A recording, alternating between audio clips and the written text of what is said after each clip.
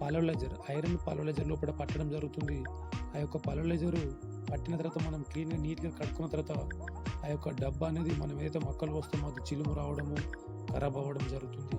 కాబట్టి మనతోటి పెన్నికని మిత్రులు ఈ వీడియోలో చెప్పినట్టు మీరు ఖచ్చితంగా స్టీల్ డబ్బా పాలోలైజర్ లోపల లేదా స్టీల్ పాలోలైజర్ లోపల పట్టినట్టయితే మనకు ఆ యొక్క గిర్న్ అనేది, ఆ యొక్క మిషన్ అనేది ఖరాబ్ కాకుండా చిలుము రాకుండా అనేది ఉంటుంది. కాబట్టి మనతోటి పెన్నికని మిత్రులు మీరు చూడండి, నేను మోటార్ ఆన్ చేసి ఈ యొక్క మిషన్ అనేది చేయడానికి ఛాన్స్ అనేది చూపిస్తున్నాను మీ అందరికీ. చూడండి, నేను ఇలా మక్కలు అనేది కొంచెం ఇవి ముదిరినాయి. పాత మక్కలు అయితే మనకు చాలా బాగుంటుంది. ఇట్లా నట్టు బోల్టులు మనం లూజ్ చేసుకొని మక్కలు లోపలికి పోయినట్టయితే మనకు గ్రైండ్ అయ్యి బయటకు రావడం అనేది జరుగుతుంది.